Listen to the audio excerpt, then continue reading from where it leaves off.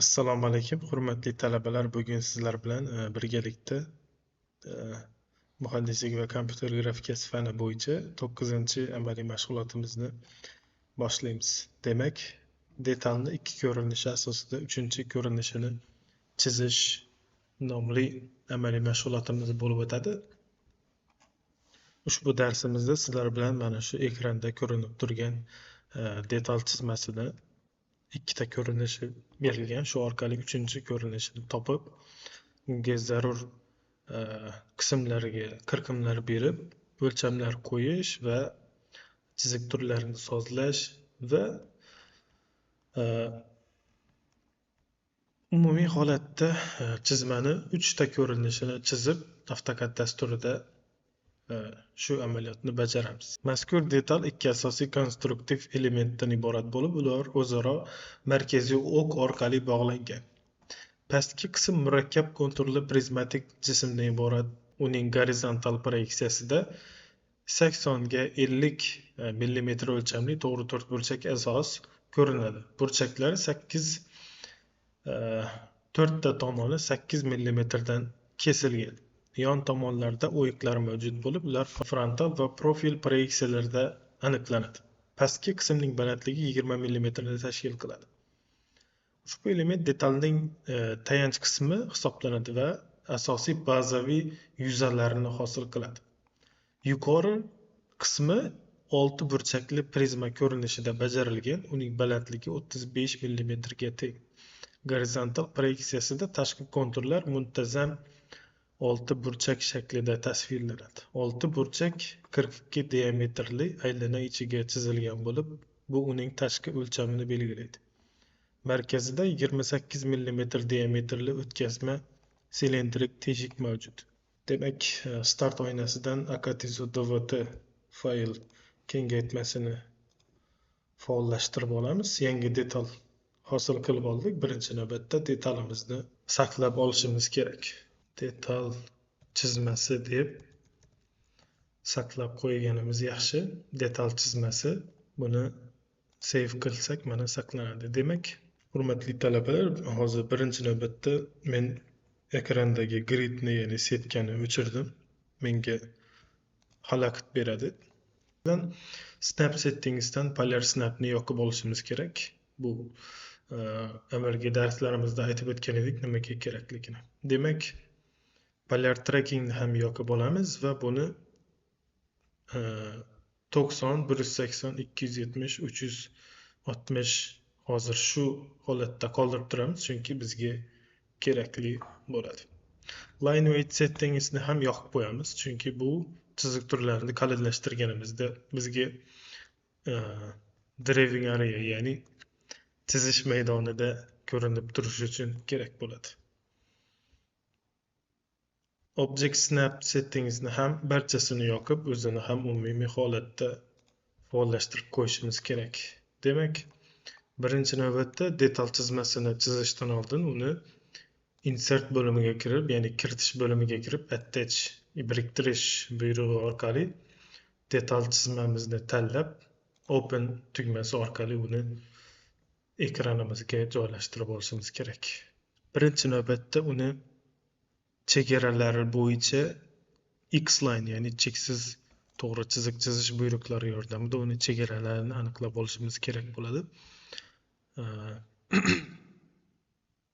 Birinchi gorizontal holatda chiziqlarni o'tiramiz va bittagina vertikal holatdagi X-line ham bizga kerak bo'ladi. Demak, oraliq masofalarni chizib oldik. Endi detalni gorizontal proyeksiyasiga qaraydigan bo'lsak, uni kengligi 80 mm ni hosil qilar ekan. Demak, shunda 40 mm bo'ladi. Chiziq turlaridan o'q chiziq chizish chiziq turini tanlab, demak, markaz o'q chiziqlarini chizib oldik. Endi uni hozir biz sizlar bilan bu tepa qismini, ya'ni tepa qismi mana bu o'q chiziqlarni chizdik. Endi esa pastki konturini ham chizib olishimiz kerak. Buning uchun offsetni faollashtiramiz. 50 deb yozamiz. Enter tugmasini bosib pastga tortamiz. Endi detalning eniga, ya'ni frontal proyeksiyasidagi offset buyrug'ini faollashtiramiz va 80 deb yozib enter tugmasini bosib, demak bizda mana detal chizmamizning chekkalari chizib olindi. Birinchi navbatda gorizontal proyeksiyadan chizishni tavsiya qilaman, chunki gorizontal proyeksiyadan frontal va profil proyeksiyalar ham asosan mana shu gorizontal proyeksiyadan yordamchi, ya'ni proyeksiyalovchi yordamchi chiziqlar orqali chiziladi. Demak, birinchi navbatda markazga 28 diametrli va 42 diametrli ikkita aylana chizib olamiz. Hozir biz sizlar bilan ichki teshigi va 6 burchakli ko'pyoqlikni aylanasini chizib oldik. Endi uning ichiga 6 burchak chizish uchun birinchi navbatda polyline faollashtiramiz. Faollashtirganimizda buyruqlar satrida polygon enter number of sides, ya'ni tomonlarini sonini kiriting so'rog'i chiqadi. Bu yerda biz 6 raqamni kiritib enter tugmasini bosamiz. Shundan so'ng birinchi markazini kiritishni so'raydi. Markazini kiritganimizdan so'ng yana bizda so'rov chiqadi. Inscribe it in circle va circumscribe it about circle, ya'ni aylanani ichkarasigami yoki tashqarasigami degan so'rov chiqadi. Bundan esa biz inscribe itni bosamiz va mana shu aylanani kvadrant nuqtasiga olib kelib sichqoncha chap tugmasini bosamiz. Bizda mana 6 burchak hosil bo'ldi. Chiziq turini qalinlashtirib, bundan match properties, ya'ni xususiyatlarini ko'chirish buyrug'i yordamida uni chiziq turlarini qalinlashtirib ketamiz. Endi 8 millimetrli 4 ta tomoni, 4 ta qirrasini kesib olishimiz kerak. Buning uchun bizda chamfer buyrug'i mavjud. Distance ni bosamiz 8, enter va yana 8 ni bosib, mana endi detal chizmamizning mana burchaklarini kesdik. Endi markazdan ikkita chap va o'ng tomonlarda joylashgan 10 mm ga 20 mm og'ma teshikni chizib olishimiz kerak. Buning uchun mana trimni faollashtirib ortiqcha qismlarni kesib olamiz. Chiziq turlarini yana match properties orqali birinchi andoza olib, keyin kerakli chiziqlarni qalinlashtirib olamiz.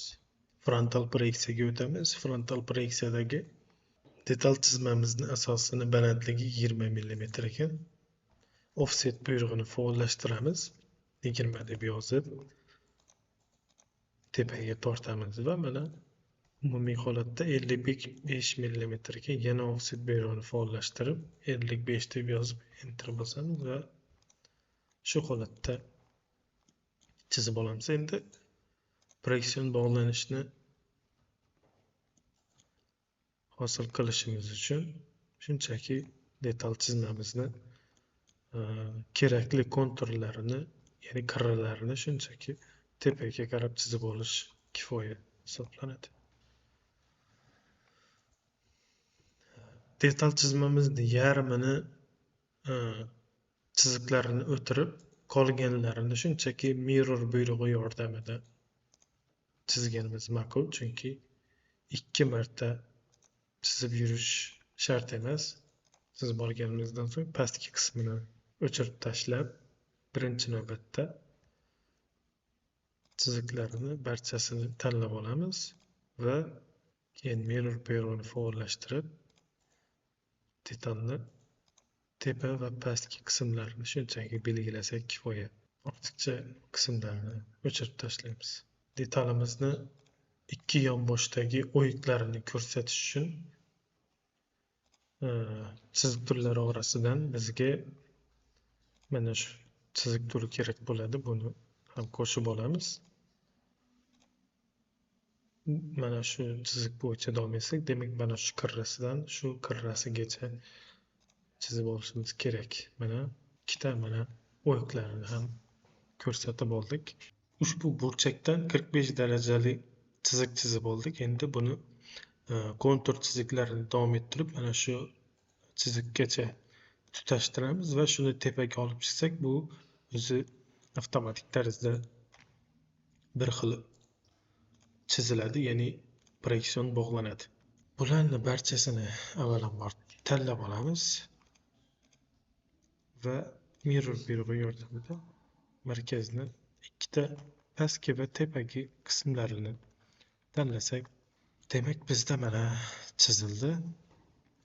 Hurmatli o'quvchilar, endi esa yana ortiqcha qismlarini o'chirib tashlaymiz.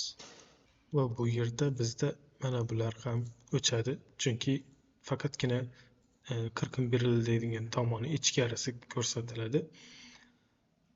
Qirqim berilmaydigan tomoni esa tashqi konturlari ko'rinib qoladi faqat.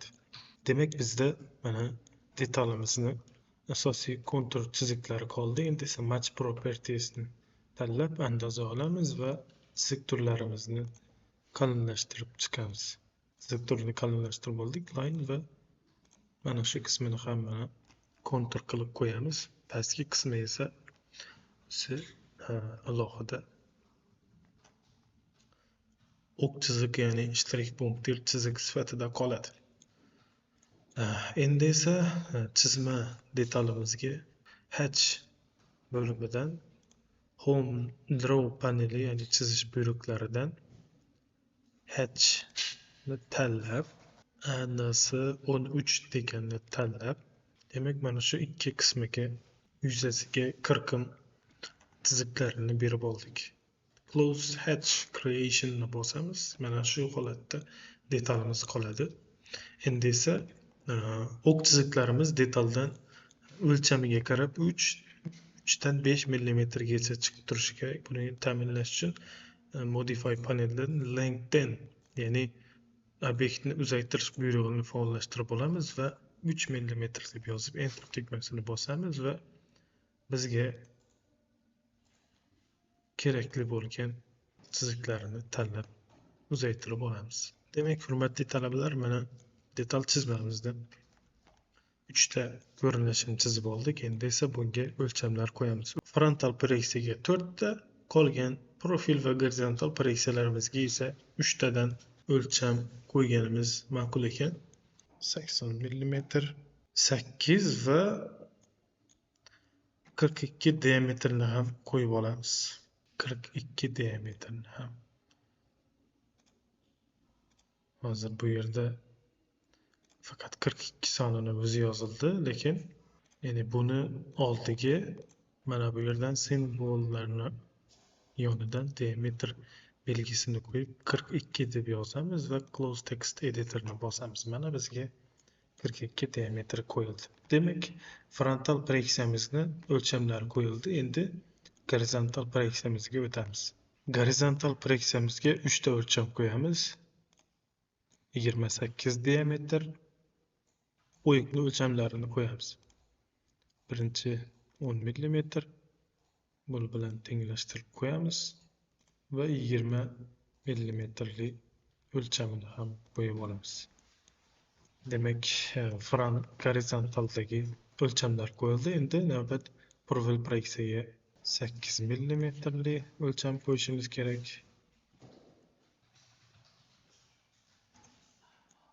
O'lchamni mana bunga moslab qo'yamiz. Dimension yana faollashtiramiz va 50 mm qilib qo'yib chizdik va 55 mm yana balandligini ham qo'yib olamiz.